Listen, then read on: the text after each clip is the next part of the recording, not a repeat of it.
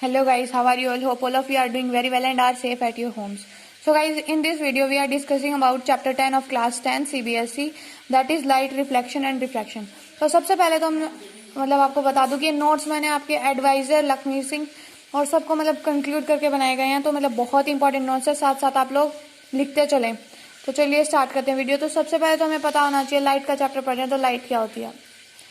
तो light is the reason by which we are able to see the things in the universe. Light क्या भाई, light नहीं होती तो हमें कुछ भी दिखाई नहीं देता। तो लाइट क्या एक कारण है जिसकी वजह से हम लोगों को ऑब्जेक्ट्स दिखाई देते हैं यूनिवर्स में।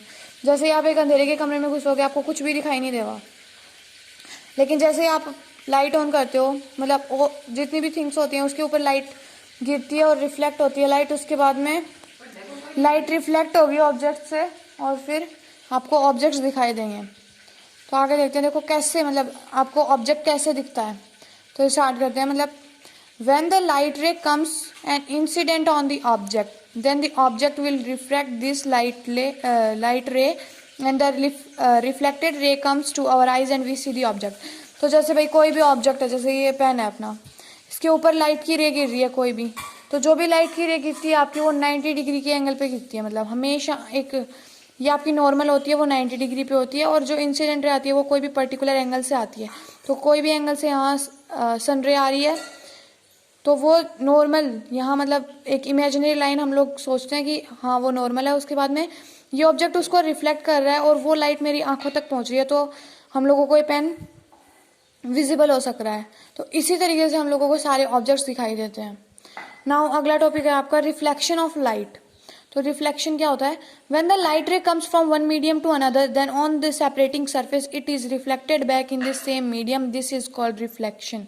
तो इसका हम लोग सीधा सीधा देखते हैं कि जैसे कोई भी लाइट रे आ रही है, कोई भी आपकी लाइट रे आ रही है, वो one medium to another medium, जैसे हम लोगों ने ले लिया मिरर, लेट अस अज्यूम हम लोगों ने मिरर ले लिया, तो मिरर में हमारी इमेज हम लोगों को दिखाई देती है। वो क्यों दिखती है भाई? जैसे कि आपका ये स्केल है, इसमें जैसे कि इस साइड मान लो हम लोगों ने पॉलिश कर दी, तो इस साइड से जब भी लाइट रे आएगी तो वो ये सेपरेटिंग सरफेस हो गई। तो ये पहला मीडियम हो गया हमारा एयर, और ये डेंसर मीडियम हो गया आपका, ये भाई स्केल का मीडियम है, ये सॉलिड है और ये एयर है। तो सेपरेटिंग सरफेस पे आपकी रिफ्लेक्ट होगी सेम मीडियम में, जैसे आई वैसे की वैसे उसी एंगल पे वापस चली जाएगी, जिस एंगल पे आ रही है उसी एंगल पर वापस चली जाएगी। तो इसको बोलेंगे हम लोग रिफ्लेक्शन ऑफ लाइट। बहुत ही इजी डेफिनेशन है, आप लोग लिख सकते हैं, बहुत ही इजी है। नेक्स्ट आते हैं आपके लॉज ऑफ रिफ्लेक्शन। तो लॉज ऑफ रिफ्लेक्शन से पहले मैंने आपको बताया था, यहाँ आप लोग ये डायग्राम अच्छे से समझ लीजिए। जैसे कि ये आपकी कोई भी ऑब्जेक्ट है, जैसे कि आपकी ये सेपरेटिंग सरफेस है ए एंड बी, यहाँ पे आपका नॉर्मल है जो 90 डिग्री पे बनता है हमेशा। ये इंसिडेंट रे आ रही है किसी भी ऑब्जेक्ट से, पर्टिकुलर ऑब्जेक्ट से इंसिडेंट रे आ रही है, तो ये नॉर्मल पे मीट करेगी।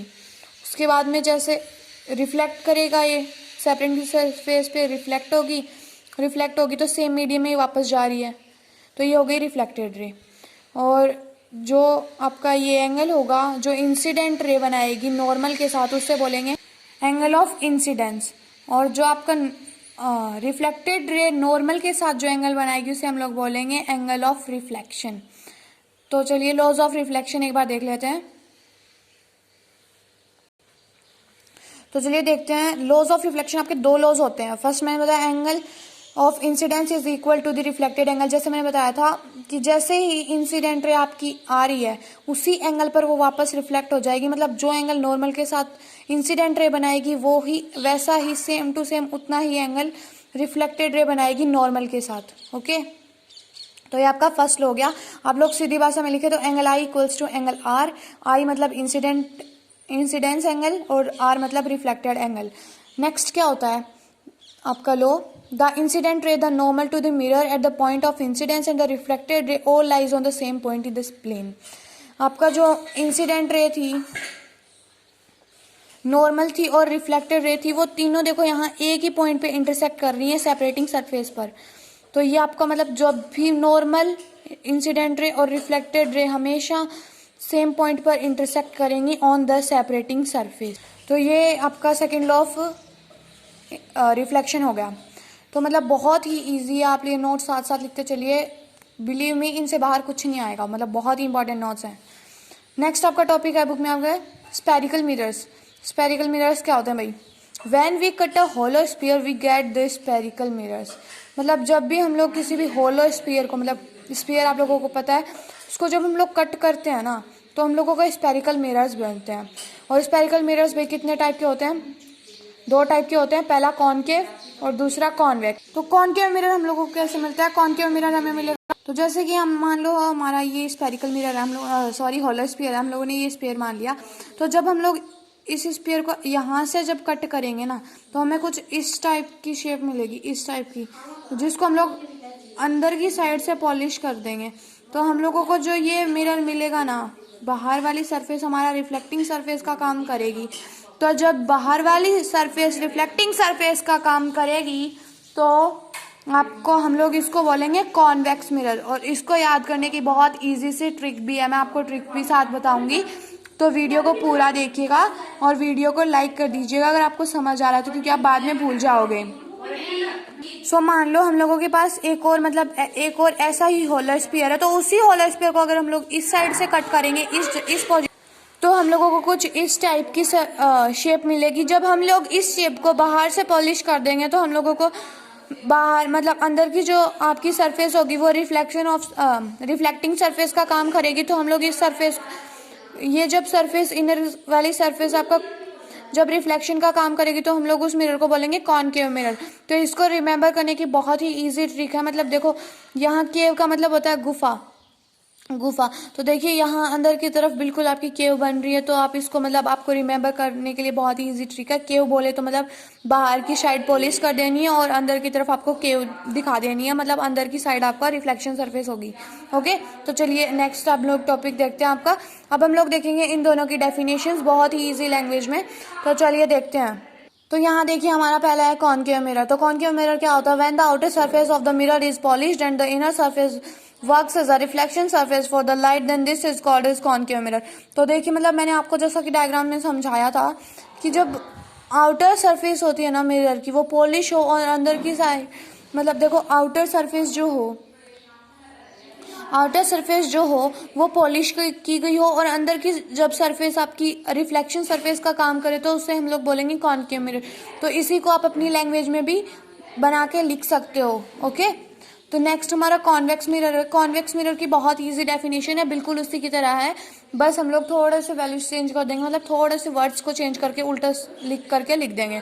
तो इसमें क्या होगा? When the inner surface of the mirror is polished and the outer surface works as a reflection surface for the light, then this is called as convex mirror. तो देखिए, मतलब मैंने जैसा आपको डायग्राम में बताया था कि जब आपकी जो इनर सरफेस होती है मिरर की, जो इनर सरफेस होती है वो पॉलिश की गई और बाहर की सरफेस जब रिफ्लेक्शन सरफेस का काम करे तो उसे आप लोग बोलोगे कॉन्वेक्स मिरर। तो ये आपका हो गया कॉन्वेक्स मिरर की बहुत ही इजी डेफिनेशन। नेक्स्ट है आपका definitions related to the mirror.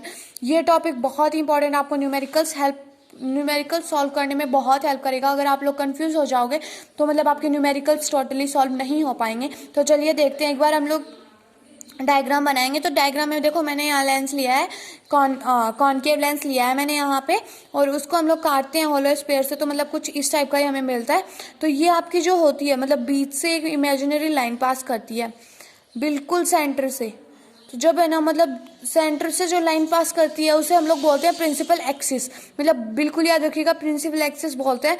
और जो आपका, मतलब जहाँ पर प्रिंसिपल एक्सिस आपकी मिरर को इंटरसेक्ट करती है उस पॉइंट को हम लोग बोलते हैं पोल, जिसको डिनोट किया जाता है कैपिटल पी से।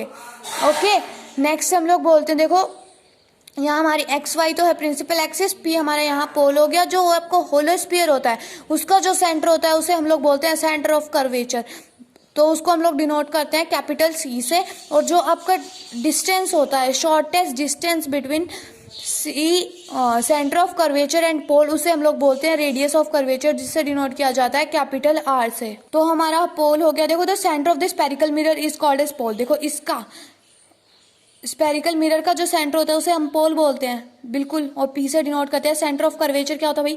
Centre of hollow sphere. Hollow sphere का सेंटर आपका by which we can cut the spherical mirror is called a centre of curvature, जिससे हम लोगों ने आपका जो स्पेरिकल मिरर निकाला है उसका ही सेंटर, उस होलो स्फीयर का सेंटर ऑफ कर्वेचर कहलाता है। नेक्स्ट है आपका रेडियस ऑफ कर्वेचर। जैसे मैंने बताया shortest distance between pole and centre of curvature is called as radius of curvature. बिल्कुल ईजी है, इसको हम लोग कैपिटल आर से डिनोट करते हैं। Then principal axis, straight line passing through the centre of curvature and pole. बिल्कुल जी हाँ, प्रिंसिपल एक्सिस बहुत है। Now focal length, focal length और रेडियस में बिल्कुल भी कंफ्यूज नहीं होना, बहुत ही इंपॉर्टेंट है। मतलब इसमें बच्चे बहुत बार कंफ्यूज हो जाते हैं, तो देखते हैं। देखो shortest distance between pole and the principal और main focus is called as focal length. तो पहले हम लोग देखते हैं मेन फोकस क्या होता है। भाई मेन फोकस यहाँ हमने टर्म यूज करा है, तो मेन फोकस होता क्या है। तो मेन फोकस देखिए, मतलब यहाँ पे हमारे पास मिरर है। कौन सा मिरर है? कॉनकेव मिरर है। भाई देखो कॉनकेव मिरर है, प्रिंसिपल एक्सिस जा रही है। जब यहाँ से लाइट रे आएगी, कोई भी लाइट रे आ रही है, तो यहाँ से रिफ्लेक्ट होकर वो सेंटर ऑफ कर्वेचर पर जाएगी। बिल्कुल जाएगी। तो यहाँ से जो लाइट रे आ रही है वो यहाँ से जाएगी। तो जो ये लाइट रे आएगी ना, ये वाली, ये यहाँ रिफ्लेक्ट होकर यहाँ जाएगी। तो मतलब जहाँ इंटरसेक्शन का पॉइंट होगा ना आपका, देखो मैं आपको डेफिनेशन समझा रही हूँ, बिल्कुल अच्छे से समझिएगा। When a light ray passes comes parallel to the principal axis after reflection from mirror, it passes through point on principal axis. तो देखो मतलब ये जो हम लोग एक बार लेंगे इसको, एक बार ओनली वन टाइम हम लोग देखेंगे कि भाई फोकस होता क्या है, फर्स्ट थिंग फोकस होता क्या है। तो फोकस देखो यहाँ, मतलब यहाँ दो लाइट रे ली है मैंने, दो लाइट रे दोनों पोजीशन हम लोग देखेंगे तो फोकस होता क्या है भाई। तो देखो ये बिल्कुल पैरेलल आ रही है आपके प्रिंसिपल एक्सिस से। तो जब पैरेलल आके जब ये दोनों इंटरसेक्ट करेंगे जिस पॉइंट पे, प्रिंसिपल एक्सिस पे, उस पॉइंट को हम लोग बोलेंगे मेन फोकस या फिर प्रिंसिपल फोकस। प्रिंसिपल फोकस भी आप बोल सकते हो। कॉन्वेक्स मिरर में क्या होगा, लाइट रे आएंगी लेकिन ये क्या होंगी, डाइवर्ज हो जाएंगी, बिकॉज ये डाइवर्जिंग लेंस होता है और ये कन्वर्जिंग लेंस होता है। कन्वर्जिंग मतलब इकट्ठा करता है, कन्वर्ज करता है। डाइवर्ज मतलब भाई स्प्रेड करता है उनको। तो आपका जो कॉनकेव मिरर होता है वो हमेशा कन्वर्जिंग होता है और जो कॉन्वेक्स होता है वो हमेशा डाइवर्जिंग होता है। तो इसको बिल्कुल ध्यान में रखिएगा। तो देखिए यहाँ पे मतलब इसमें क्या होगा, बिल्कुल मतलब ये है ना, रियल में इंटरसेक्ट नहीं करेंगी, हम लोगों को अपीयर होंगी ये इंटरसेक्ट करती हुई। तो जहाँ पर जो ये अपीयर होगी ना, उस पॉइंट को हम लोग बोलेंगे मेन फोकस। तो देखिए मतलब आप लोग यहाँ जब मैंने बताया था पहले आपको, वो थी कॉनकेव मिरर की। अब देखिए when a light rays come parallel to the principal axis after reflection from mirror, it passes through the point on principal axis. ये आपकी हो गई कॉनकेव मिरर की। तो कॉनकेव मिरर के लिए आपकी प्रिंसिपल अगर कॉनकेव मिरर के लिए पूछे तो आप लिखोगे कॉनकेव मिरर की ये प्रिंसिपल फोकस की डेफिनेशन। और मतलब 1 मार्क्स क्वेश्चन में नॉर्मली पूछ लिया जाता है, बहुत बार पूछा जाता है कि what do you mean by main focus, और ब्रैकेट में दे देते हैं कॉनकेव मिरर। कई बार कॉन्वेक्स की भी पूछी जाती है, मतलब बहुत ही इजी है। तो मतलब आगे देखते हैं। देखो और appears to passes through the point on principal axis, that point is called main focus. ये किसके लिए होगी, कॉन्वेक्स के लिए होगी, भी अपीयर होगी ओनली। ओके ना फोकल लेंथ देखो भाई, फोकल लेंथ क्या होती है आपकी, जो मेन फोकस होता है और पोल होता है ना, जैसे मान लो यहाँ आपका फोकस है और यहाँ आपका पोल है, तो इनके बीच की जो डिस्टेंस होगी ना वो आपकी फोकल लेंथ होगी। और हमेशा याद रखना कि जो रेडियस है वो डबल होगा फोकल लेंथ का। तो देखिए यहाँ पे मैंने रिलेशन लिख रखा है आपको, मतलब ये आपको छोटे न्यूमेरिकल सॉल्व करने में बहुत हेल्प करेगा। तो आप लोग एक बार इसको देख लीजिएगा। देखते हैं, देखो क्या है, r equals to 2f, r मतलब रेडियस और स्मॉल f मतलब आपका फोकल लेंथ। तो देखो बहुत ही इजी है, आगे आपको बहुत ही इजी है। तो मतलब नेक्स्ट वीडियो में लोग बात करेंगे image formation by spherical mirrors. तो गाइज होप आपको इसका बेसिक्स बिल्कुल समझ आ गया होगा। तो अगर गाइज आपको समझ आया तो आगे की वीडियोस के लिए चैनल को सब्सक्राइब करें एंड बेल आइकन को ज़रूर प्रेस करें। And guys thank you so much for watching. Like the video and share through your friends. Thank you for watching.